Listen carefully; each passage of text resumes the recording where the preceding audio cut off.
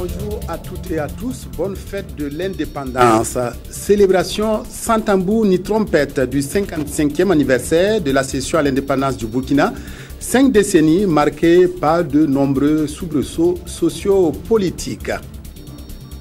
Seul fait notable de ce 5 août 2015, la finale de la Coupe du Faso, 29e édition, elle oppose cet après-midi au stade du Katout à 16h, l'ASFB à l'USFA. Cela dit, le Burkina commémore aujourd'hui 5 août le 55e anniversaire de son accession à l'indépendance. Le 5 août 1960, le président Maurice Yamego proclamait l'indépendance du territoire qui s'appelait Haute-Volta. La commémoration du 5 août est différemment perçue d'une génération à une autre, comme le montre ce sujet réalisé par Tanga Kafando et Mokhtar Ouedraogo.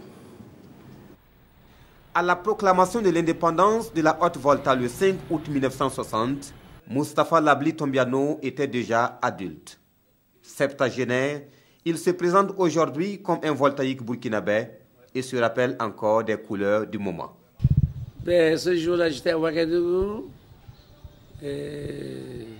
Tonton Maurice Yamego, avec qui j'habitais, avec Herman Yamego et tout ça, et Léonce au palais, a proclamé l'indépendance de la Haute-Volta. Et depuis là, nous sommes indépendants jusqu'à aujourd'hui. À Ouagadougou, il y avait la rue 56 qui a été bitumée devant nous, ça c'était après l'indépendance. Mais le quartier chic de Ouaga avant, c'était bien Dapoya. Dapoya était notre Ouaga 2000. Mais les défis à l'époque, vous voyez qu'il y a aujourd'hui le barrage. Le barrage numéro 1, numéro 2, ça n'existait pas. Bernard Tago a la trentaine. Sa génération n'a pas été témoin de l'avènement. Elle ne l'a appris que sur les bancs. C'est à l'école primaire déjà que nos enseignants nous ont appris que c'est le 5 août 1960 que le Burkina Faso a procédé à la proclamation de son indépendance. Mais bien avant ça, il a fallu d'abord décrire la période de la colonisation, comment les citoyens vivaient, comment le blanc en fait imposait sa façon de voir les choses dans nos villes, nos villages, et comment les uns et les autres se sont battus pour parvenir en fait à ces indépendances. Si les témoignages diffèrent d'une génération à une autre, toutes sont unanimes d'une chose. Les pères de l'indépendance ont fait leur devoir. Il appartient à chaque génération de faire la sienne pour relever les défis de l'autosuffisance alimentaire, de la sécurité, de l'éducation, de la santé, bref, du développement. Plus de 5 décennies d'indépendance marquées par des soubresauts sociopolitiques. En effet, 8 chefs d'État se sont succédés à la tête du pays, preuve de l'instabilité politique qui caractérisait la démocratie au Burkina. Retour sur ces années de braise avec Jérémy Sié Koulibaly. De foi dans la solidarité de notre destin commun. Ces propos de Wezin Koulibaly tenus le 17 mai 1957 alors qu'il est porté à la tête du premier gouvernement africain établi sur le territoire de la Haute-Volta résonnent encore aujourd'hui à l'heure où le Burkina Faso célèbre le 55e anniversaire de son accession à la souveraineté nationale et internationale.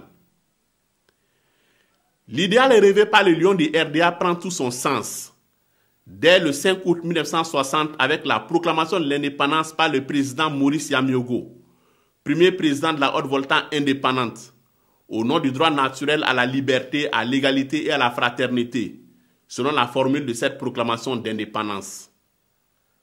Mais l'histoire ne commence pas ce jour-là. Et l'indépendance acquise est la résultante des luttes émancipatrices menées par la mosaïque de peuples installés sur le territoire de l'ex-Haute-Volta. Tout d'abord, pour résister à la pénétration coloniale, ensuite contre le régime du colon, et enfin pour l'indépendance et la construction d'un État-nation fier, digne et prospère.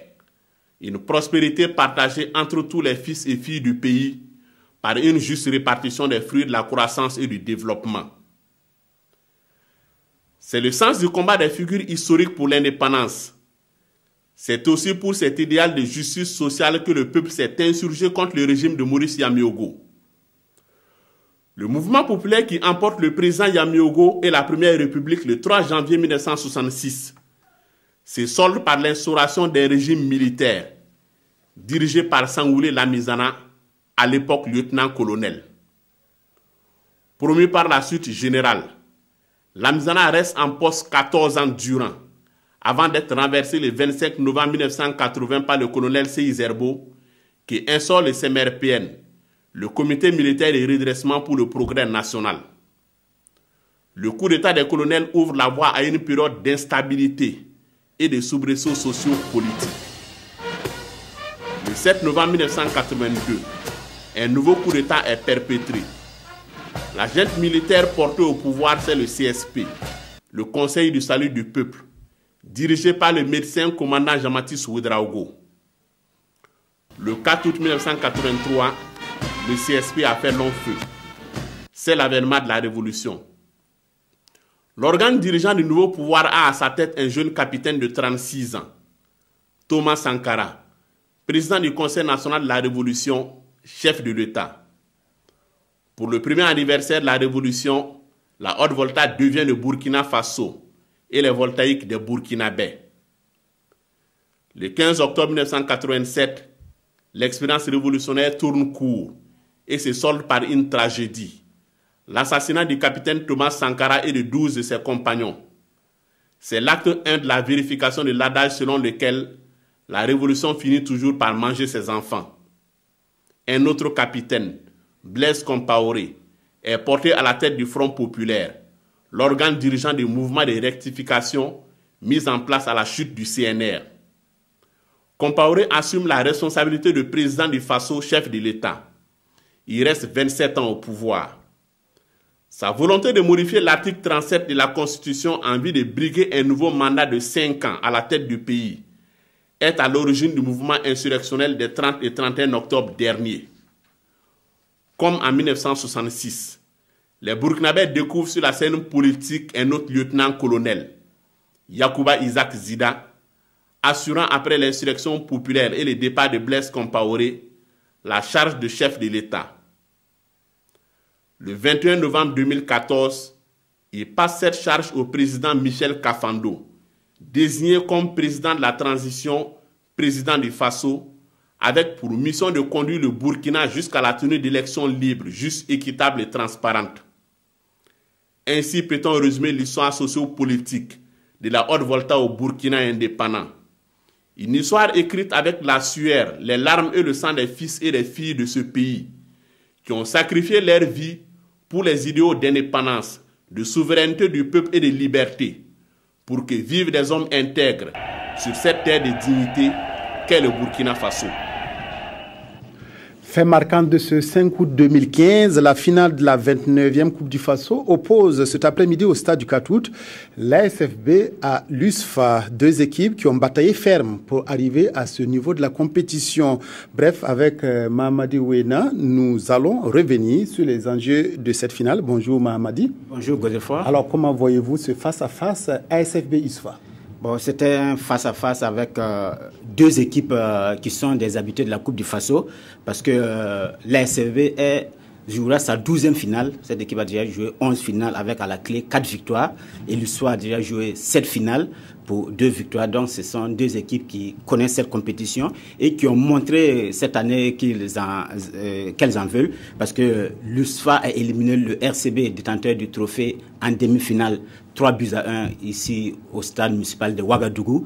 Et pendant ce temps, l'ASFB a éliminé l'étoile filante de Ouagadougou à Bobo sur un score de 3-1 également après prolongation. Là, ce sont les images de RCB-USFA que nous voyons. Et là, c'est le penalty de l'URCB qui avait permis de réduire le score. Et pour ce soir, cette finale, c'est la 4e confrontation en finale entre l'ASFB et l'USFA. Est-ce qu'on peut dire par rapport à ça justement que c'est une finale indécise, elle ne va pas se dessiner très vite? Oui, c'est une finale indécise parce qu'on a montré déjà que les deux équipes ont frappé fort en demi-finale et que les deux dernières fois, la première fois c'était en 98, le tir au but, l'ASFB l'avait remporté. L'USFA en 2002 avait pris sa revanche et une victoire de 2-1. Et en 2004, l'ASFB a encore rencontré l'USFA en finale et c'était 0-0 et on allait encore au tir au but, 3-2 pour l'ASFB. Donc ça montre que ce sont des finales indécises entre l'ASFB et l'USFA. Alors Mamadi, est-ce qu'on peut dire que l'ASFB revient de loin parce que ce club a connu des bas et des hauts? Est-ce que cette finale va redorer le blason de l'ASFB? Oui, on peut bien le dire parce que cette équipe a végété en 2-2 il n'y a pas longtemps, il y a 2 saisons, l'ASFB était en 2-2, elle est remontée. Et cette année, l'équipe de l'ASFB a frôlé la relégation et a pu se maintenir à 2 journées de la fin du championnat. Donc ça montre que cette équipe revient vraiment de loin et c'est avec grande surprise qu'on a retrouvé cette équipe de coupe très en forme dans cette 29e édition de la Coupe du Faso. Alors, la 29e Coupe du Faso est marquée par l'entrée libre. Ça veut dire que tous les sportifs, les amoureux du ballon rond, en tout cas, sont attendus au stade du Katoum. Oui, on a besoin d'un stade plein pour supporter ces 2 formations parce que au-delà du trophée, qui est l'enjeu principal de cette finale, il y a que le vainqueur va défendre le couleur du Burkina en campagne africaine en Coupe de la Confédération. Voilà, merci beaucoup Mamadou Wena du service des sports de la RTB. Et la suite du journal avec ce communiqué à l'occasion de la finale, la 29e édition de la Coupe du Faso, placée sous le haut patronage de son Excellence, Monsieur le Premier ministre, chef du gouvernement, représentant son Excellence, Monsieur le Président de la Transition, Président du Faso, Président du Conseil des ministres, la Direction générale du protocole d'État, convie les personnalités invitées au stade du 4 août à Ouagadougou le mercredi 5 août 2015 à partir de 14h. L'heure limite d'arrivée est fixée à 15h30. La 3e édition de l'Université des jeunes leaders s'est ouverte hier à Koudougou dans le Boulkemde. La participation politique des jeunes et son mode d'opérationnalisation pour une démocratie consolidée sera au centre des réflexions qui se mèneront pendant cette rencontre. Au bout du compte, il s'agit de renforcer la capacité de ces jeunes à prendre part à la consolidation de la démocratie au Burkina. Claudine Bikaba, Nongba, Koudougou, Kouda, reportage à Koudougou.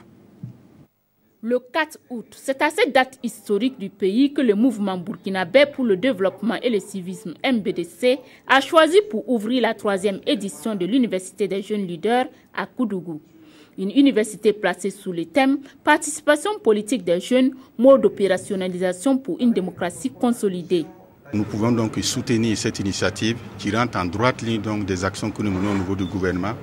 Et nous verrons donc dans quelle mesure les réflexions, les recommandations qui sortiront de son travaux viendront en tant que telles encore renforcer toutes les initiatives qui sont prises au gouvernement pour faire vraiment de la jeunesse un acteur majeur, un acteur clé du processus de développement, particulièrement à cette période où nous avons les élections avec beaucoup de défis à relever. Cette jeunesse, nous devons l'outiller, renforcer ses capacités, développer ses talents.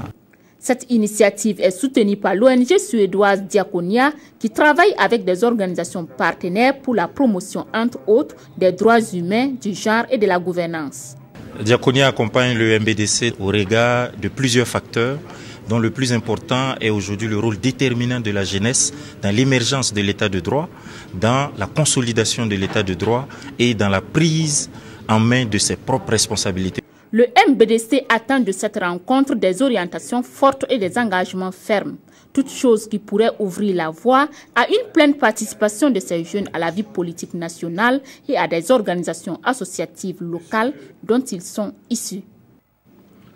À Tinkodogo, ce sont les universités de vacances de la jeunesse chrétienne des Assemblées de Dieu qui battent leur plein là-bas. La politique n'est pas aussi très loin puisque ces universités se tiennent autour des défis chrétiens en période électorale. Conférences, activités récréatives et sportives et excursions touristiques rythmeront ces retrouvailles. Reportage à Tinkodogo, Amandi Lalsaga, Salif Belem Junior. C'est parti pour une semaine d'activités récréatives et sportives pour ces jeunes chrétiens de l'église centrale des Assemblées de Dieu. Réunis à Tinkodogo, à la faveur de la 4e édition des universités de vacances de la jeunesse chrétienne des Assemblées de Dieu, JAD, il sera également question pour eux de réfléchir sur un sujet d'intérêt national, la tenue d'élections libres, crédibles et transparentes au Burkina Faso. Défi chrétien en période électorale est le thème retenu pour l'édition 2015 des universités de vacances de la JAD. Vous savez que la période préélectorale dans beaucoup de pays africains est toujours marquée par une instabilité, la violence et l'incivisme. Et en tant que jeunes, nous avons pensé que la jeunesse chrétienne devrait être au parfum des choses. Nous voulons outiller nos jeunes. Ayant choisi de venir passer donc ce temps ici, l'intérêt est évident et je voudrais donc les encourager à se laisser aller et à être proactifs, mais également les exhorter à retenir tout cela pour que ça serve après, pas seulement à eux, mais qu'ils soient démultiplicateurs de tout ce qui sera retenu ici. Les universités de vacances de la jeunesse chrétienne des Assemblées de Dieu se tiennent tous les 2 ans. Une initiative née en 2009 et vise à mobiliser les jeunes autour de la parole de Dieu. 12 radios et 16 établissements scolaires bénéficient d'un appui du projet Paix à travers le développement PDF2. Il s'agit de matériel informatique, de fournitures et d'équipements scolaires. Le projet est financé par l'USAID et mis en œuvre par l'ONG International Relief and Development. Yolande Lompo, Amadou Iliboudo. Des équipements de production et de reportage, du matériel didactique et scolaire, c'est la composition du don du projet Paix à travers le développement PDF2 au profit de ces 12 radios partenaires et 16 établissements secondaires afin de renforcer leurs capacités. Dans notre travail au quotidien, c'est un défi dans cette recherche donc, du matériel de qualité pour être à l'aise dans le travail. Et je crois que PDF, en ayant cette vision donc, de nous accompagner non seulement au niveau des radios, mais également dans l'école, c'est pour pouvoir booster le travail qui est fait au quotidien. Pour nous, en tant que communicateurs, en tant que représentants donc, de ces différentes écoles bénéficiaires, nous ne pouvons que nous réjouir. Les régions du Sahel, du Nord et du Centre sont les zones d'intervention du PDF2 dont l'objectif est d'accroître la résilience communautaire contre l'extrémisme violent. Et le coût du matériel s'élève à près de 31 millions de francs CFA. Nous avons entrepris de les soutenir par des actions multiformes. Au nombre de ces actions, on a les formations, le renforcement des capacités, des journalistes jusqu'aux techniciens radio. Nous attendons de ces radios des émissions qui répondent à l'éthique. Nous attendons de ces radios une bonne diffusion et une bonne audience. Financées par l'USAID, les zones d'intervention du projet en Afrique de l'Ouest sont le Niger, le Tchad et le Burkina Faso. La 3e nuit de la sécurité routière s'est tenue lundi à Ouagadougou, une soirée destinée à décerner des distinctions aux entreprises et institutions qui œuvrent à réguler la circulation dans plusieurs domaines. Il s'agit notamment de construction de ronds-points, de feux tricolores et d'autres types de panneaux de signalisation. Reportage Ismaël Duloma Sirima, Lassina Ouattara.